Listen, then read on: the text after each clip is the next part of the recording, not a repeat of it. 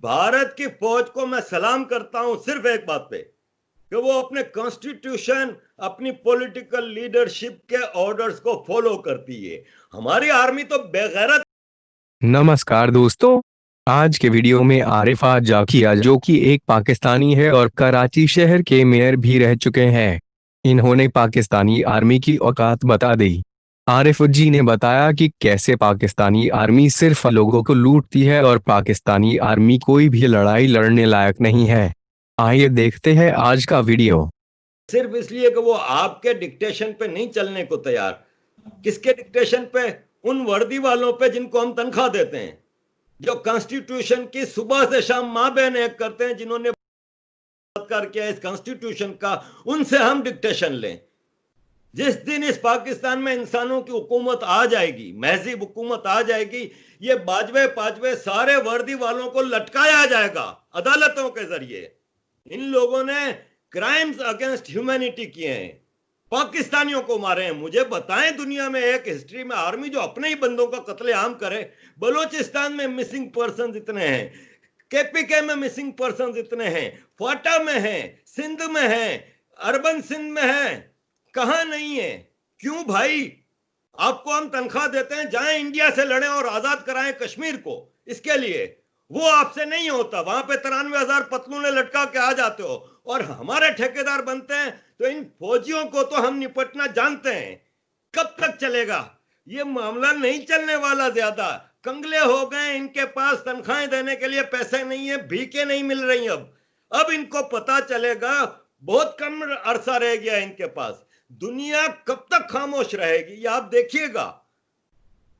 लेकिन सर सब लोग जैसे अगर इवन हम भारत की भी बात करें तो वो तो अपनी फौज की अगर कोई कमजोरी हो भी तो उसको छुपाते हैं, बहुत सपोर्ट करते हैं कि जी अगर हम वो कहते हैं अगर हमारी फौज ना होती तो हम इतने मजबूत ना होते। तो हम एज अ पाकिस्तानी हम अपनी फौज को क्यों सपोर्ट नहीं करते? क्या ये चीजें सब हम हमारे पास कोई प्रूफ है इन सब बातों का? हम कोई दावा कर सकते हैं कि ये बात सच है, सिर्फ फैलाई भी नहीं है? देखें, इंडिया की आर्मी कोई अस्करी सीमेंट नहीं चलाती, कोई शादी हॉल नहीं चलाती, कोई जमीनों पे कब्जे नहीं करती, कोई डीएचए नहीं बनाती, कोई बहरिया टाउन बना के एक दुनिया के करप्ट तरीन जाहिल तरीन इंसान को मलिक रियाज बना के पाकिस्तान का अमीर तरीन आदमी नहीं बनाती भारतीय फौज। भारत की फौज को मैं सलाम करता हूं सिर्फ एक बात पे कि वो अपने कॉन्स्टिट्यूशन, अपनी पॉलिटिकल लीडरशिप के ऑर्डर्स को फॉलो करती है। हमारी आर्मी तो बेगैरत है। हमारी आर्मी को हम सपोर्ट करेंगे जिसने हमारे अपने भाइयों को मारा है। बांग्लादेश का जेनोसाइड आपको याद होगा, या इसको आप डिनाई करेंगी? क्या वहां पे बंगाली औरतों का जो बलात्कार हुआ है, या जो पाकिस्तानी नहीं थी? किस बुनियाद पर उनका? जिसपे मर्जी आई रॉ का ठप्पा लगा दिया कि जी रॉ एजेंट है, उन पर ऑपरेशन करेंगे। साले तुम अमेरिकन एजेंट हो, सारी जिंदगी अमेरिका की गुलामी की है। जिसने उसामा बिन लादेन को पकड़ाया था, कर्नल इकबाल सईद, उसके घर की वीडियो कल रात वायरल हो रही है, जिसमें है वतन के सजीले जवानों गाना गा रही है। और ये जितने कर्नल पर्नल सारे भागे हुए अमेरिका में अय्याशी की जिंदगी गुजार रहे हैं, हाथ में विस्की के गिलास पकड़े हुए हैं। ये फौज की हम इज्जत करें?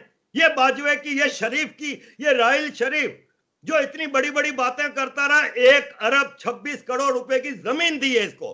क्या इसकी खिदमत है सिवाय लूटने के, सिवाय 7 स्टार फोर्सेस के? और दुनिया की पहली आर्मी है जिसका आर्मी चीफ रिटायर होता है, दूसरे दिन किसी और मुल्क की नौकरी करने चला जाता है। इतना स्ट्रेटेजिक पोजीशन होती है। जिसका आईएसआई चीफ पाशा शेखों के जूते चाट रहा है। पाकिस्तान की न्यूक्लियर आर्मी का चीफ शुरता बना हुआ है शेख मोहम्मद का।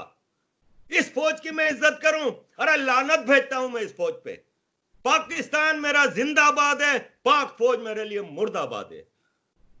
लेकिन सर अगर पाक फौज ना होती तो आपको नहीं लगता कि अफगानिस्तान होती तो पाकिस्तान एक जन्नत होता। पाक फौज के होने से कुछ नहीं हुआ। हमने 55% पाकिस्तान इसी पाक फौज के होते हुए खो दिया। हमने, पाक फौज ने हमारे लिए क्या किया है?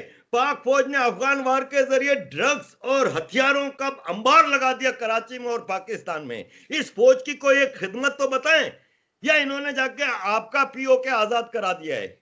या इन्होंने कई जन्नत शहद की नहरें भी चला दी हैं। अरे पानी तक कराची का ये सप्लाई करते हैं। ये बेगैरत करबला वाले यजीद से बड़े काफिर हैं। सर इनके आज भी मैं एक टॉक शो देख रही थी रिपब्लिक भारत पे, तो उसमें उनके, मुझे नहीं पता अपोजिशन के थे या कोई एनालिस्ट थे, ये मैं मुझे नहीं समझ आई, लेकिन कोई थे जो ये कह रहे थे कि सारी दुनिया चाइना के साथ खड़ी है और भारत अकेला है। तो उस पे खैर दूसरी साइड जो लोग थे वो इस बात से एग्री नहीं कर रहे थे। तो आपको लगता है कि सब लोग चाइना के साथ हैं, भारत के साथ ऐसा कोई नहीं खड़ा हुआ? सिवाय पाकिस्तान के किसने बयान दिया है कि मैं चाइना के साथ खड़ा हूं? व्लादिमीर पुतिन ने तस्वीर लगाई है, आई स्टैंड विथ इंडिया। सबने, ट्रंप ने भी तस्वीर लगाई, I stand with India. European union ने क्लियर कट मैसेज दिया है कि वी स्टैंड विथ इंडिया। अरे कल in world international court of justice में यूरोपियन यूनियन ने चाइना से ट्रेड एग्रीमेंट का बहुत बड़ा एग्रीमेंट जीता है और चाइना को फाइन और बहुत जबरदस्त पनिशमेंट दी गई है। यूरोपियन यूनियन स्टैंड करती है इंडिया के साथ। अमेरिका, ऑस्ट्रेलिया, कनाडा, अरब कंट्रीज आप देखिएगा स्टैंड करेंगे चाइना के साथ, क्योंकि अरब इस वक्त चाइना को नाराज नहीं कर रहे, इसलिए क्लियर कट कोई बात नहीं कर रहे। लेकिन अगर ऐसी कोई सिचुएशन आई तो Arab is standing with USA and India. $500 billion की इन्वेस्टमेंट है शहजादा मोहम्मद की। पाकिस्तान में इन्होंने सिवाय मदरसों को और कहीं इन्वेस्टमेंट नहीं की, सिर्फ मस्जिदें मदरसे बना के दिए। एक प्रोजेक्ट नहीं है सऊदियों का यहाँ पे जो आवाम की बहबूद का हो। इंडिया में 500 बिलियन खाली शहजादा मोहम्मद की इन्वेस्टमेंट है। दुबई, अबू धाबी, इन सब की इन्वेस्टमेंट है। ये सब इंडिया के साथ खड़े हैं। हम तो पढ़ते हैं ना, अगर कोई एक आदमी उठ के कहता है कि नहीं जी इंडिया के साथ नहीं है, चाइना के साथ है, तो साबित भी तो करे ना कि किसने चाइना को सपोर्ट किया है। किसी ने नहीं किया सपोर्ट, सबने कंडेम किया है चाइना को।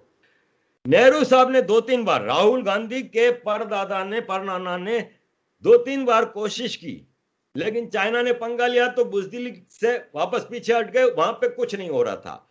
ये नरेंद्र मोदी माजी के इसी कांग्रेस के ब्लंडर्स को करेक्ट कर रहे हैं डोमेस्टिकली। उन्होंने वहां पे कंस्ट्रक्शन शुरू की, वहां पे पुल बना उस दरिया के ऊपर और कई रोड वोड बनने लगे। तो चाइनीसों ने उन वर्कर्स के, वो फौजी वर्कर्स जो थे, निहत्ते थे, क्योंकि चाइना इंडिया का पैक्ट है 1967 में कि फायरिंग नहीं होगी। तो इस वाकये में भी एक भी गोली नहीं चली, तो उनके ऊपर हमला किया। अचानक हमला हुआ, 20 इंडियन फौजी शहीद हुए, चाइना के 50 से ज्यादा मारे गए। इंडियनों ने भी फिर भरपूर जवाब दिया इस अचानक हमले का, भाग गए। ये नहीं बढ़ेगी आगे। चाइना इस वक्त किसी से जंग अफोर्ड नहीं कर सकता।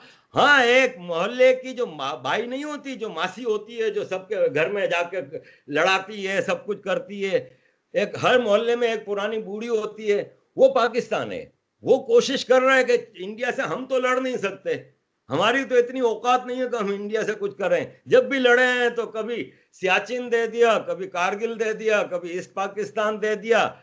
तो चाइना को उकसा रहे हैं हम, लेकिन होना वाना कुछ नहीं है। चाइना नहीं लड़ सकता इस वक्त, चाइना जंग अफोर्ड नहीं कर सकता। If you like our video, please like and subscribe.